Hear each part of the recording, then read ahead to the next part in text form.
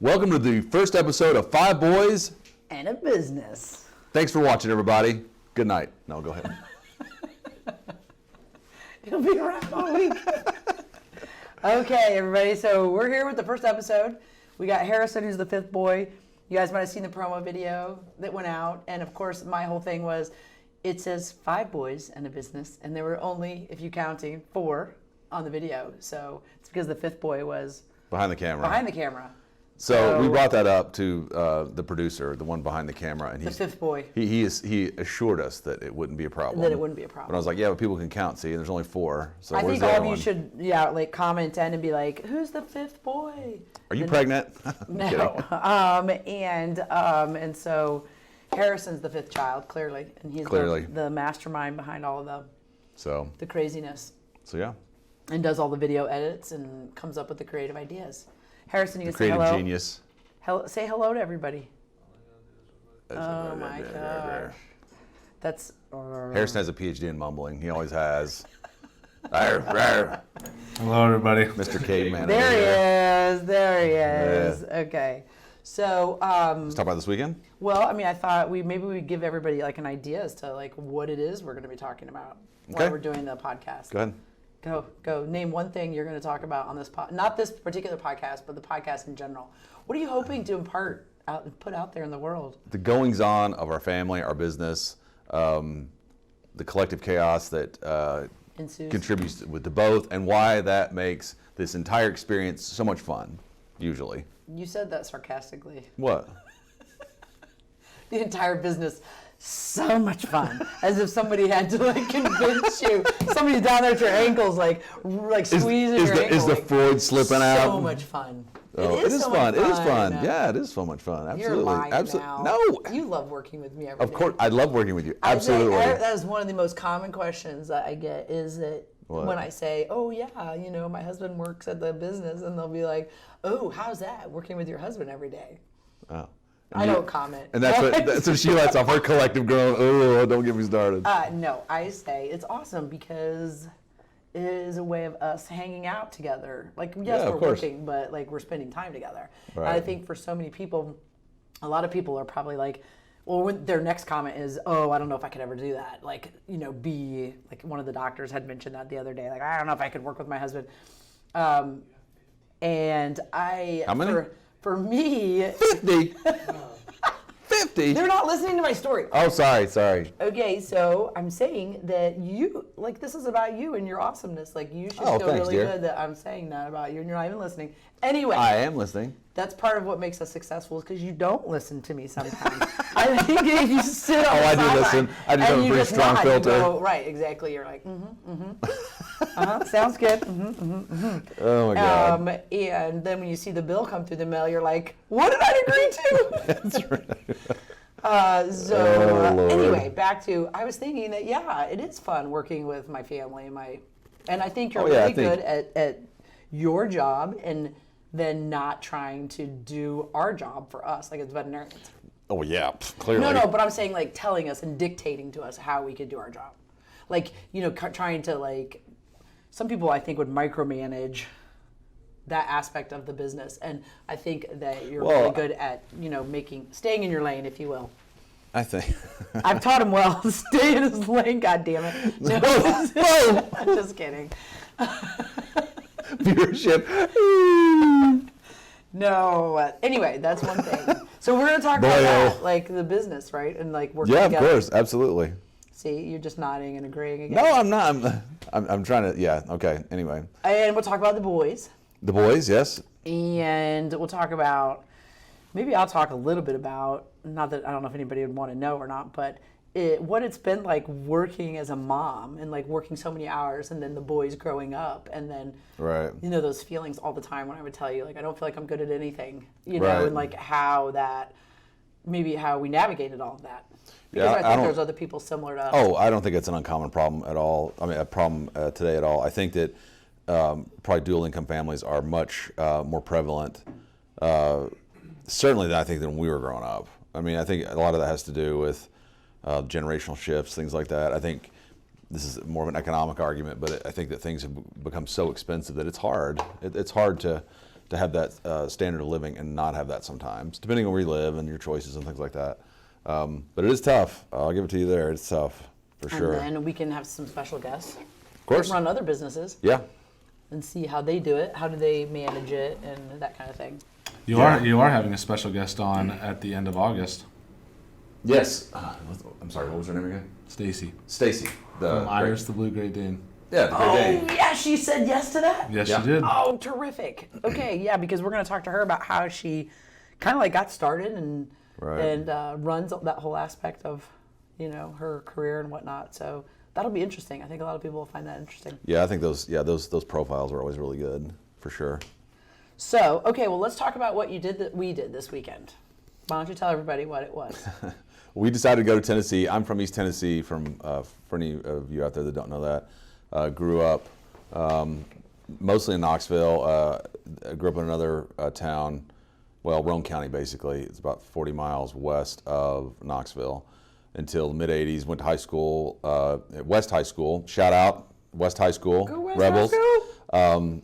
So the trip this weekend was kind of dual purpose. We wanted to go down there. We keep our boat down there, so we went on the lake for most of the day Saturday, and then came off the lake and hustled over to my 30-year high school reunion. It was great to see everybody there. Got to see some old friends, and today in the age of Facebook, you're never really disconnected like you were in the past. But it was great to talk with everybody. Harrison, show them a picture of Dad when he was growing up. It's okay, everybody. Here he is. Shocker. Shocker. Look at that hair. Look at that car. Good God, Dad, Dad, what were you Good? thinking? Here, you want me to hold it up? Tell me. Oh my gosh, the mic is I'm stepping on the mic. Okay, can you see it there? I don't know. You gotta back up. Back up. Like the light, like this light is reflecting off of it. Keep going. Yeah, I don't know if they'll be able to see it. They can't see it? No. Oh. It's reflecting. Okay, we're going to put it back up there. We'll put it on the thing. Let's just create a visual image for those folks since they couldn't see the picture. Bad car. Let's think of bad hair. 80s hair. Oh no, beyond 80s hair. 90s hair? Oh heavens no. 90s hair. Big hair. Big. Naturally big. Hair. Didn't tease it. So big I could put my wallet in it. A little bit of pocket change, my car keys. So it was a nice... It was wallet? actually. It's funny because we got, shout out to Jennifer Prophet Drum getting me a copy of the senior video. We're working on that as we speak to distribute to everybody else. Watched that and was shocked. Haven't seen that footage in a very, very long time. Good Lord, my parents were derelict. Why they didn't come chop that off in my sleep after they drugged me, don't know. You definitely needed somebody to intervene. Very bad. I needed a hairdresser to go, we have to thin this out. Yeah, it was pretty impressive. It was Especially awful. when you were running cross country. Actually, cross country worked well because it flared out so much on the side. When we had a hilly course, I just kind of ran fast and jumped and glided down the hill. It was great. Came in first a few races. No, you didn't. No, I didn't. Next to last, but we were just in finish mode in those days. In fact, this funny thing, we were watching this yesterday, and of course my kids are cackling on the ground, and they profile each sport on the video, and one was cross country. I mean, that's what I ran as a senior, and they're laughing at me. They're going, "Dad, you're last." I'm like, "Dude, we were just trying to finish, bro. It wasn't. There was no time. It was a different time back then." So yeah, I think that was our first. I could be wrong, but I think that was the very first cross country team at West. It was your very first one? I think so. That the high school had? Yeah, I don't think that. I could be wrong. If it wasn't, it was the second, but I think it was the first. It was a blast. We had a great time. Yeah, Emily really enjoyed talking to Jennifer and Lisa. Yeah, and Lloyd, I got to meet Billets. some of his friends, and the stories were great, and I felt like I was at my 30 high school reunion. It was so much fun. Yeah, it was a blast. All those folks that we went to high school are always super nice, and it was great to see everybody and see that they're doing well, and that life's treating them nicely. So it was good. Yeah, that was a good time. And then we went from there. We went from there. A lot of dancing. Yes. Cut a rug or two there. Danced a fair amount at the reunion. Which everybody on the podcast that listens to the previous podcast know that I like to dance. However, this guy does not. I do like to dance, darn it. I did it very well. You did it. You were very kind to dance with me. We used to go to the clubs all the time and dance. Yeah. Not me and you. I know, but like your dancing is not like. What are you talking about? Oh, here we go. Here we go. You gotta let loose and like dance. Anyway, well, we did that to a certain extent. Your mother. I don't know what the heck is going on over here. So we had a good time because they played a lot of the music from the time from. Yeah, they had a DJ. So it was hilarious. Funky Cold. I heard a couple people like, I haven't heard that song in forever. But it was funny because people knew all the words, so that was fun. And people were singing. And it's interesting. This is just confined to that particular instance, but. Caitlin Cargart said, "Hey guys." Hey, Caitlin, how are you? I hope you're doing well. Great ASVC alumni. Absolutely. How music can transport you back. Like you'll listen to something, I mean, you'll hear a song from whatever, and then it reminds you of an event in your life, whatever it was. Maybe they used to play it before a football game or whatever. I don't know, over that period. And you'll listen to Funky Cold Medina. And it's funny because, story for you, Funky Cold Medina was Tone Loc's, obviously, off that album. I can't remember the name, but my buddy at the time, and still I suppose, Harold Hurst had bought that album, and we would listen to it all the time. And he had a Monza, I think a white Monza, that we would drive around in, and he would play it, a tape deck. So I remember that. And it was Funky Cold Medina. I thought there was another song off of that. Oh, Wild Thing. Wild Thing. Yeah. So yeah. And that was kind of the tail end of the 80s. The hair bands were sort of kind of That's kind waning. of what you were emulating, hairband. What's that? Your hair was you were kind of emulating the. Well, the true story of that is that it was one of my best friends in high school, John McGowan. He had long hair because he played guitar. Yes, yeah. He had long hair, and we were always trying to. And it's funny because you always want to emulate kind of the Bon Jovi look, right. but John's hair was too straight. Right. He couldn't do it, and my hair was way too curly. Way too curly, thick. So we could never get that happy medium. So yeah, I have no idea what we were thinking. Of course, when you're 16 and young and dumb. So yeah. So anyway, but that was great time there at the reunion. Let's see what else. We left the reunion about 10:30. Yeah. And it's really cool because in Knoxville, and I was unaware of any of those changes down there. They've done a great job downtown, but near Market Square, it's almost like a pedestrian mall that goes between two blocks. And on either side of that kind of mall are shops, bars, things like that. And we're walking down there, and they suggested a bar called Scruffy's. Yeah. Scruffy's Bar. So we go up to this. It's a funny story. We walk up, and there's the door guy, and he goes, Emily and I are standing there, and he goes, IDs please, and I'm like, all right. So I pull him, and Emily's like, I don't have my ID, and I look at him, and I was like, she didn't have my ID. He goes, I'm less concerned about the ID and more about the $5 cover. I was like, all right, here. I was like, wait a minute. If you think we're not of age, you're blind, brother. I want to pull up my name tag and go, 30 years, see. That was pretty funny when he said that. I'm less concerned about the ID. And we walk into the bar. And I was like, yeah, you could clearly see. It's 10:30 at night. I mean, on us, that's the tail end of our festivities because we're tired and been out, even at home. And it was funny because we walk in and there was a band getting ready, warming up, in this hall. There's 3 levels. There's a bar on the main level, the band was. Second level, bar as well, but I don't think it was that big. But then they had the rooftop bar, or rooftop area, open air, that had a bar as well. So, and that's where everybody congregated from the union that came over. So it was good to, but we were by far the oldest people there, by at least a couple decades. Oh, yeah. At least a couple decades. They had done all that work to downtown Knoxville. It was really great. It was really neat. Very well done. Oh, yeah. I thought that, and I was telling her, and I've been gone since '96, so except for just kind of going there occasionally, I really haven't frequented downtown much. Mima and Sarah are watching right now. Sarah, Mima Cox, dear. Oh yeah, shut up. Sarah Beth? Sarah Beth! What's up? I missed you guys. Well, I missed Sarah. We didn't see her over there. No, we didn't see Sarah. We saw Anna and Ava. God, I got some great Mima and Jay stories. Oh, goodness. Let's see. Anyway, getting back to that, when we were there in the early 90s, early to mid 90s, actually, yeah, it was pretty much just the old city. Yeah. There was the underground, like Patrick O'Sullivan's, Hoorays. I'm glad that wasn't there because I would have gotten myself into a lot of trouble down there. Yeah, no kidding. I got enough really trouble as cool. it was back then. What was Really the sports bar that was down there? There was B-Dubs. They had BW3s down there. We used to go there. But yeah, it was really cool. Really impressed with what the city's done. So it's a great time. We ended up ducking out. I was super tired because after being on the water all day. Yeah. Got up the next morning, took off. Came back. It's a blast. Took Emily's Camaro, which drove like a dream. Chevy knocked out of the park with that one. Yeah, it was great. So drove awesome. It was a good car to drive in the fire. Yeah. I'm trying to think what else may have gone down while we were there. What's the place we went to Friday night when we got there? Texas Longhorn? No, it was Just Longhorn? Longhorn Steakhouse. Yeah, really good food there. Well, So yeah, and we ate with your sister. my sister and brother. He was on his way back from Alaska. Alaska. So always good to talk to Levitt. And so yeah. Yeah. It's great. I love great the time. name of that hotel he found. What was the name of that? Oh, it's like something. I don't know if we can say it. Probably shouldn't say it. It's a play on words. Let's put it that Play on way. words.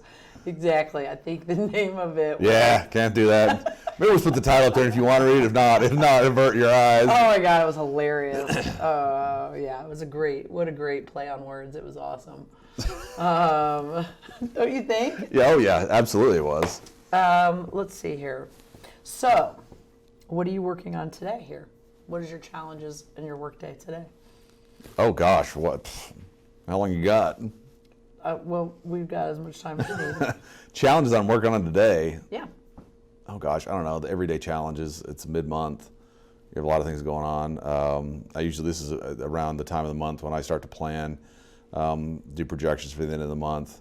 I do a lot of per business day revenue projections, calculations, so I can kind of better predict what we're looking at for the month. Usually this is about when things start to even out between the 15th and 20th. Those numbers for those first 20 days of business usually dictate where you wind up by the end of the month. There you go.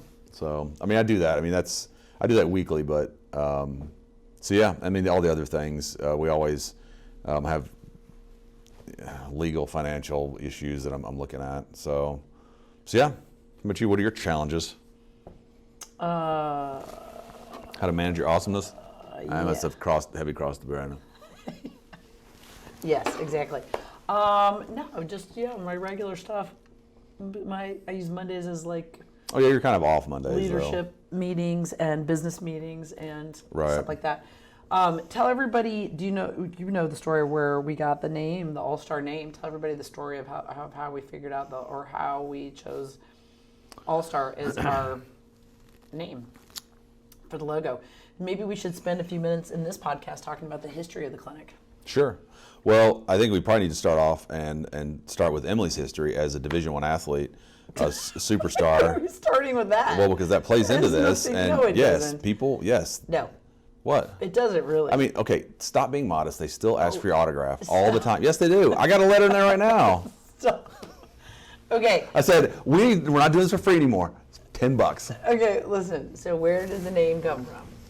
Well, okay. Do you remember? Yes, you have to start. The reason I brought that up was partly in jest, part not, was because of your collegiate background and with the theme of the clinic was going to be a quasi-sports theme.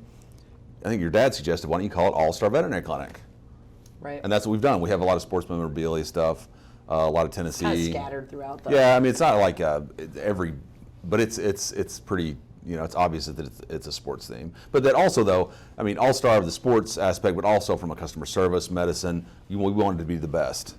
So we started in 2003.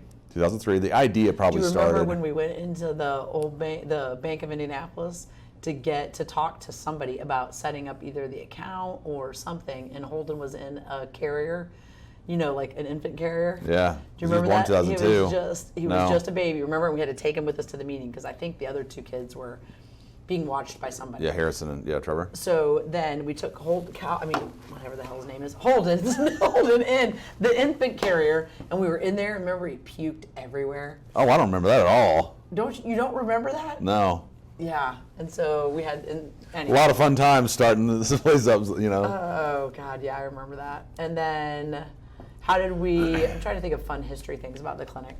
We used to kind of give the initial, and to be honest, the world is so different today than it was back then in terms of, I mean, there was internet, but it wasn't like it is today. Right. There was no Netflix. There was no, everything was. We were still using floppy disks. Still a lot of CD drives, a lot of CDs. That's how we used to back up. But I'll remember. Where's that USB drive? My briefcase. Bring it in here if you give it to me. It's in the flap. So we started the business with a business plan. Yes. So it was started from scratch with a business plan. And it was an idea on a piece of paper because I remember it took us about a year from the time we started doing projections and looking at everything. And I remember reading something once, the importance of a business plan, and I knew what they were because my background was business school, MBA, that kind of thing. Was it's really important to fail on paper instead of in real life, and I think that's one of the things that I took with me as I did it, was that I tried to be modest and conservative with some of our financial projections, our expense structure. It's ridiculous. You look at it and you go, I have no. That's why I don't even know how that it was able to get going with. I mean, we had $100,000 budget to start the clinic from Bank of Indianapolis. Don't you remember that? And then that quickly went bye-bye as we started. I remember looking at numbers going, this isn't working. And then the Bank of Indianapolis lady saying, okay, go ahead. Why? Are we talking about the life as owning and starting a business? I mean, this is what it's about. Okay, let's back up a little bit. Okay, let's talk about real quick though about how things came about. So we did the business plan, we did all those things, and we did a lot of research, talked to a lot of animal owners, things like that, to see what their veterinary experience was, what they liked, what they disliked, and we tried to tailor that concept around that feedback. So what we tried to be was, in the very beginning, was a one-stop shop. So we had the veterinary services, obviously, we had boarding, grooming, and aquatherapy, which we were the first aquatherapy service in the state. Yeah. And we used that to try and drive traffic, and but it was a challenge. I mean, I think the whole thing of trying to now knowing, and I'm very not risk averse, so like risk doesn't bother me, but I know he's laughing because that is true, and he is more risk averse than me. She'd be a great fighter pilot. That is why we go so well together. Okay, so I never worried about failing, but at the same time, I think that if I were to do it over again, clearly my fear of failing would be much higher knowing what I know versus like when I was there working and doing it and we were trying to start it, it was all about just throw more time at it, throw more time at it, throw more time at it. It'll go. We have something that is valuable. I think that's something that people want to participate in, meaning, what we were building and the philosophy behind the clinic. Right. But it was a slow moving train. I mean, it just took a while. Well, I think it's interesting because the one thing we had going for us was that the business model was, it's not like a restaurant where you have failure rates that are 90+%. Right. In fact, I think it's the reverse of that. I think veterinary clinics have about a 95% success rate. So it wasn't a terribly risky business. Well, I think though that we saw where we could create a hyper niche, and because not all veterinary clinics are created equal. So of course not. We felt like with our attention to detail and our strive for excellence that we would be able to make a dent, and make a difference for people. And I think that's where it all. I think too. I took a lot of the lessons that I had learned in school, and then I was in banking for a little while before I went back to grad school, and I had a manager there at First Source Bank named Lynette Good in South Bend, and she said you can match price, but you can never match service, and that always stuck with me because I thought my own consumer behavior, I'm willing to pay a slight premium for better service or better product too. So that's really how we try to position ourselves, was to give the best client service experience possible. And it's a constant chase too. I think that's what's important, is it never ends. I mean, you're constantly looking for a better way to serve your clients, better way to serve your patients. In the immortal words of Big Tom Callahan, you're either growing or dying. There's no third direction. Right. It's true. I mean, it's meant to be a joke, but it's really true. Apathy almost always leads to failure, I think. Right. So that's the story behind the clinic, and I couldn't have done it with a better partner than Emily. So it's been a real blast and a real blessing for us and our kids, and I think lots of stories. It's great. So many stories. I think the kids definitely appreciate what the clinic's been able to afford them, from their experience and people being brought in and out of their lives and being able to be a part of that. Oh, yeah. I think what they've seen the clinic do and grow and provide for people, I think is I'm sure to some degree, they're proudful of that. Oh yeah, yeah. I think it's funny too. Kind of going back to your risk, your thoughts on risk. I was watching a show last night on the History Channel that I recorded because I want Holden to watch it. It was about historical, famous people, industrialists, things like that.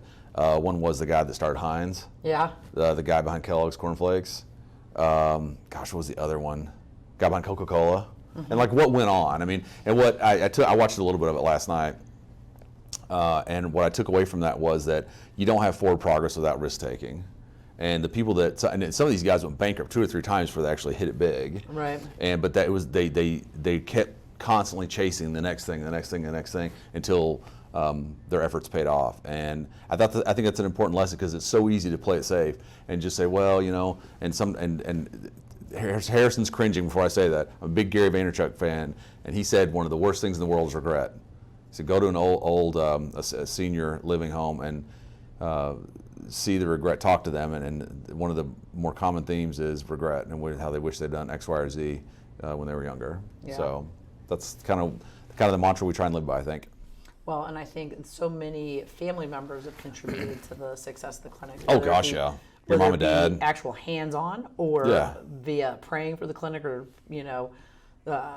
your sister's family. Just being so supportive of and encouraging about the clinic. To my aunts who follow us on Facebook. To my uncle who comes in and does project sports. I mean, like it's been a large group effort. Certainly, we wouldn't have been able to do it without everybody's help. And and the laughs. Without us knowing that, but it's been a fun thing to do. The humor that my dad's injected from time to time for the clinic.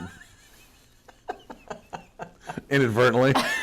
Shout out to Richard Sr. Oh, goodness.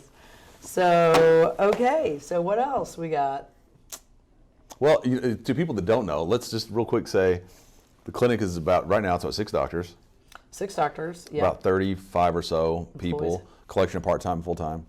So yeah, it's grown. We started off, actually, real quick snippet, when we first started off, I remember it was you. Was it just 3 other people? No, it was me, Vanessa, Jonna, Trish.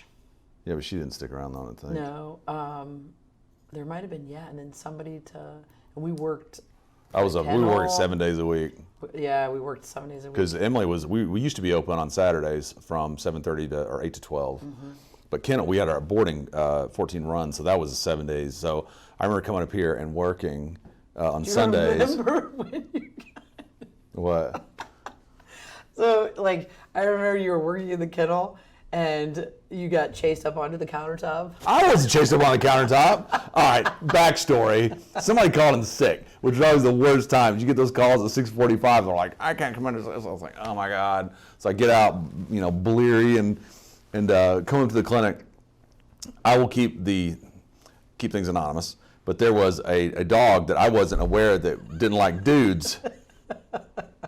So what happened was I go to let him out, and this dog tears out, and I'm like, what? And the dog winds up. The dog winds up on the counter in the prep room, going. Arr. I was like, whoa!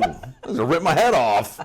So I'm calling Emily. I was like, you got to come up here. I don't know what to do with this thing. Oh God. So and there's no warning.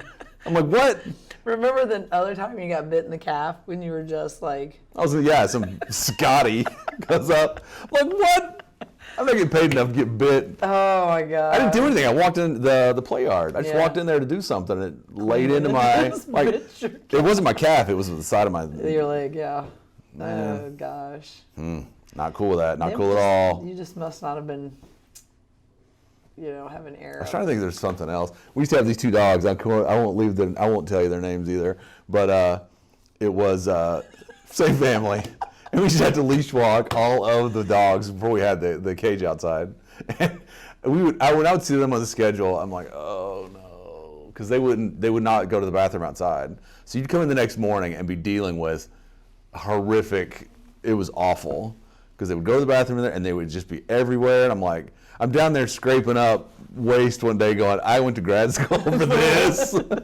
I think that because the kennel was run so meticulously. Oh, no, I'm not knocking it. It's just hysterical. No, I'm saying that it was so much work. Because how we, did it. Everybody changed the run. Don't you remember that? Yeah. Like, we never left a dog in a run. Like the dogs had to come I remember. out. We had to clean all the runs. We squeegeed them. We had all that down to a science. I could do it in like 2 minutes because we would go in and we pull would everything out. Take all the dogs out, put 7 outside, come in, and while one person's we're running them out, there was one person pulling the belongings out. Yeah. And then you get them all out and you would hose it off. One person would foam it. Another person would go behind them and with a brush and do it, and then you'd rinse it down again, and then the other would come in with the cleaner, put everything back in. Clean the glass, clean the new food bowls, water bowls, new bedding. It was a big It was deal. fast, but we were fast, but it was. But then it's interesting because you get to a point with that particular service where, and certainly after we had thought about converting the space over to use on the medical side, and what we saw what other boarding facilities offered. It's very they were offering a impressive. better product. Yeah. So it was a great experience, and it taught people a lot about. Yeah. Just a lot of stuff. So yeah, it was an experience. Concepts. Yeah, but it's been a great journey, and a lot of funny stories. So let's see here. Why don't we tell everybody the 5 boys are? 5 boys are Harrison Branch King. What's the history behind Branch? He was named after Branch McCracken. He's a famous IU basketball coach, and since Emily was a Division I superstar, did I mention that already? Yes. That's where she got it. And her maiden name is McCracken, so she's related to Branch McCracken. So this leads to the other podcast where it's a cousin who's, Maggie explained this to me already, once removed. Oh gosh, Maggie, I've got to pull up your text. Because we were having this conversation when Maggie was on the podcast about what a cousin is, and if you're the cousin of a cousin, and then you're removed, and so anyway, Maggie sent me the text of the explanation. That was second removed or something. I cannot, for whatever reason, I cannot memorize that. I have the hardest time remembering what it is. But anyway, he was a cousin. Your dad's he was my cousin. Right. Okay. Yeah. So.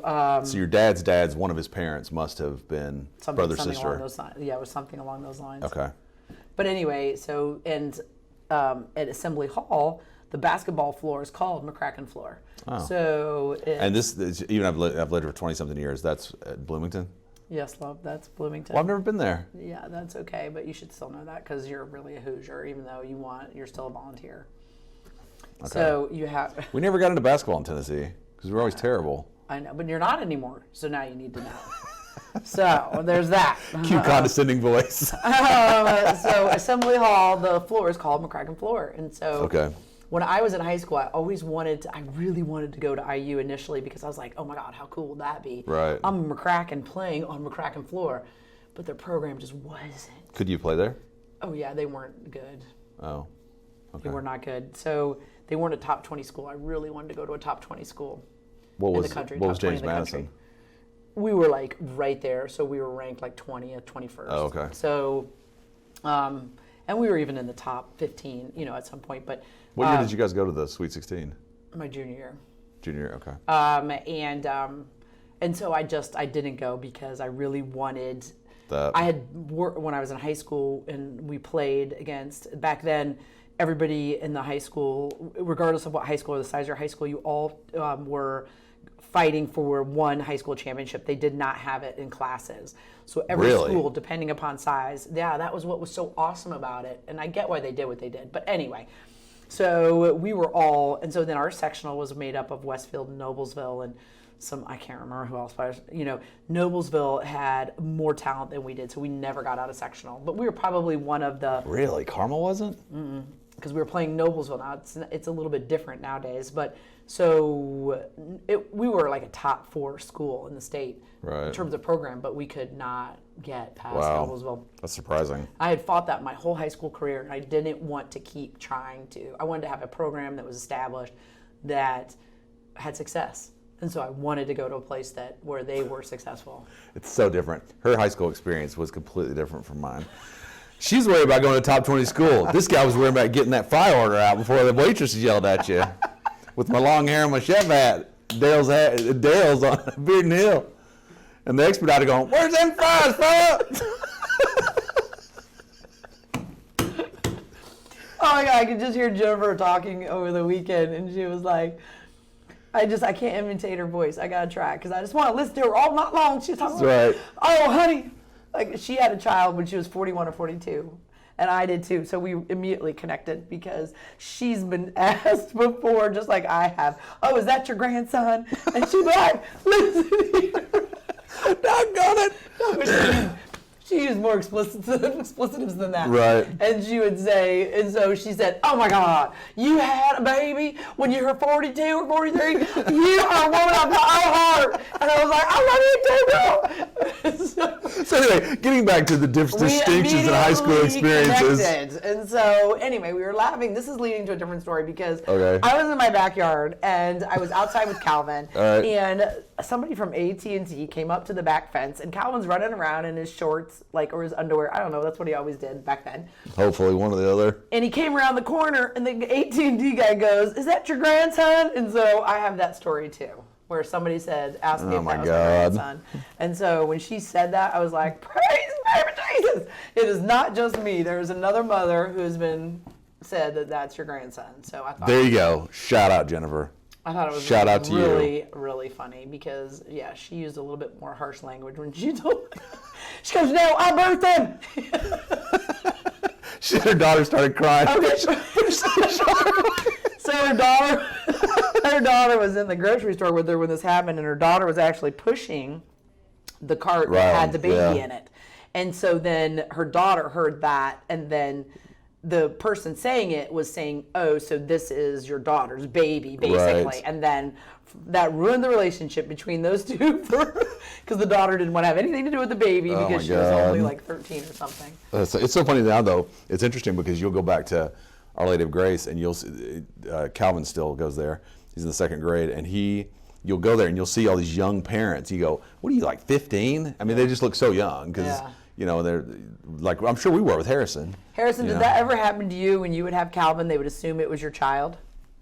Yeah. Really? Yeah, but see, for boys, I don't think that it doesn't affect them the same way. Oh no, I don't care. Like, whatever. I don't think did it ever bother you? Were you like, see, it just didn't. Why don't you mess with him? Is this your grandson? Actually, my great grandson. If anything, I'd walk into Calvin with McDonald's and see a few chicks and be like, yeah, he's my son. Take a look. I don't know if it would get you girls, baby. I'll bet it would. So anyway, getting back to the distinctions in our high school experiences, hers was very different from mine. So senior year, I was a fry cook at a large restaurant. Got yelled at about quiche, broccoli being too cold. Although I did learn how to make chicken parm there, that still kind of make today. Oh yeah, because Harrison loves your chicken parmesan. Okay, so we're back to anyway, Harrison. Okay, sorry. so we said Harrison's the oldest. Off topic. Harrison is the oldest. He's 22. Yes, and then Trevor is Trevor Preston King. Where did Preston come from? My mother's. Your mom's house. She suggested. We couldn't figure it out. Yeah. So Trevor Preston King, he's 18. 18. Thomas Holden King. Wait. Let's go back to Trevor. He's Trevor Preston King. He's 18. He goes to Garin Catholic High School. Yep. Going to be a senior. And he's in the Wings Academy. In the Wings Academy. So he has a delay in cognitive function, and. Why don't you talk about the Wings Academy? Okay, I was getting there. Oh, okay. Sorry. And whoosh, pulled the rug right out. So he was the one child, our only child, who potentially would not have been able to go to Garin Catholic. And we felt like it was really important to have faith in their school curriculum. Sure, absolutely. Because they would learn or take for what they learned from home and then still be hearing it when they were at school. And so that was really important to us. But we were so sad because Trevor really wouldn't be able to attend Garin because they're a completely diploma track. Yeah, it's a college school. prep. It's college prep school. So there's two tracks kind of back up. It's diploma and what's the other one? Certificate. So yeah, and they didn't offer a certificate program. Right. Yeah, public. Yeah.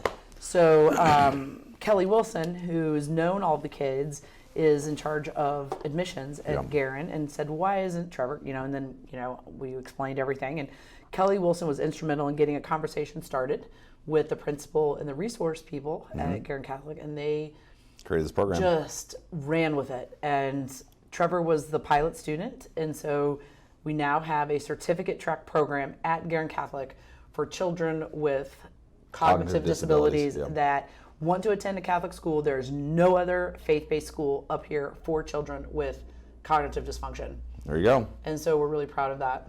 We're proud of Trevor for being such a good ambassador to the program. Yeah, he's a good boy. So, so there's that. And then there's Holden. Thomas King. Thomas. Holden's named after my grandfather, my dad's dad. You guys might have seen him on the ASVC podcast. Yeah, that's where he was. He was a guest for us. So he's named after my grandfather.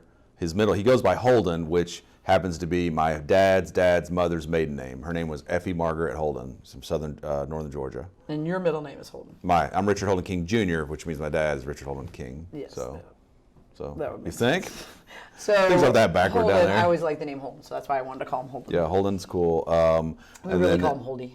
Yeah, and then Then you have Johnny Wesley. John Wesley King. He is named, coincidentally, he's named after my mother's father's father. His name was John Wesley King. He's named after my mom. Yeah, Uncle Johnny, who was my dad's brother. So who had such an amazing personality. And good dude, very good dude. And then there's Calvin Jared. Jared, and then Calvin's name was, funny story, we were having a tough time, and I don't know, it was probably a more accurate thing to say was we just hadn't thought about it a whole lot just yet. Did we say how old Johnny was? Johnny is 13. Did we say how old Holdy was? Holden is 17 this month. Yep, August 30th. And then Okay, yeah, that's our thing. karate hands. Karate hands, yes. Yeah, don't use that in a real situation. But Anyway, he's going to run, remember? That's his deflection. He's doing this, and then he's taking off. Wasn't that his thing, Harrison? He's like, I'm not staying around for the fight. If I do this, he's like, they're running away from me. And I'm like, probably not. And he's like, well, then I'm going to run from them. So that's just his deflection. okay. Let's see here. So Calvin Jared, you were saying we had trouble finding. We really hadn't given it much thought. So I yeah. came downstairs one day, and I was thinking about Calvin and Hobbes. And I was like, we should name him Calvin. And then we were talking about it, something else. The other boys. Yeah, to the other boys, as I said it to. And then we were tossing around other names, and the boys were like, "What? I thought we were going to name him Calvin." And that's where it came from. Well, at the hospital, the lady turned around and she goes, so what's his name? And we never really decided. And then we were like, I guess we're naming him Calvin. Well, it was Calvin, and then his middle name is Jared, is my dad's mother's maiden name, family name, from Buffalo Valley, Tennessee. And your brother. It's named Well, Jared, yeah. Yeah. So yeah. In fact, when I said, I thought there was another middle name we were tossing around. My brother was texting me. He's like, "You better name him Jared." I don't remember. It's like Calvin Gunner. I don't know what the heck it was. It wasn't that. I don't know. So that's all the boys. All the boys. In the business. You will see them, too, in and out of the business. Oh, yeah. And on different things, different videos and stuff like that. So, yeah, Clips. they're pretty funny. So, yeah. Gosh. What else? I think that's it for, the start of the business, information. Okay. Any questions, Harry? Okay. So, do you want to wrap up for today? And then we have the podcast again next week, Harry. And then we're going to have a special guest at the end of August. Right? Okay. So, I'm so sorry. I wanted to mention something about the reunion, too. Shout out to Kevin Brown, yeah. our class president from all the way back 1989. Did an excellent job organizing everything. He's done a great job. I didn't make it to the 10th because I don't remember. I think we were living in South Bend, and I was in grad school, so I didn't go. But the 20th and the 30th, knocked it out of the park. So hats off to you, Kevin. Great job after all these years. Good job, Kevin. It was a nice. I don't think, it could not have gone better. So we will, Harrison. Let's close out the video, or I do have footage of Dad at his dance at homecoming. you have footage of Dad. Oh my God, homecoming, Jennifer, man? get ready. All right, so let's let the video rip, and we'll see you guys next time on the Five Boys in a Business podcast. If there's anything you want us to talk about, or anything that shoot us an email or a text or whatever. We would be happy to talk about any topics in regards to owning a business and the managings and the goings on of how that's been done for us, and maybe that'll be helpful for somebody else. So, Absolutely. Yep. Okay, are we ready? Yes, I am. All right. This has been Five Boys in a Business. We're out.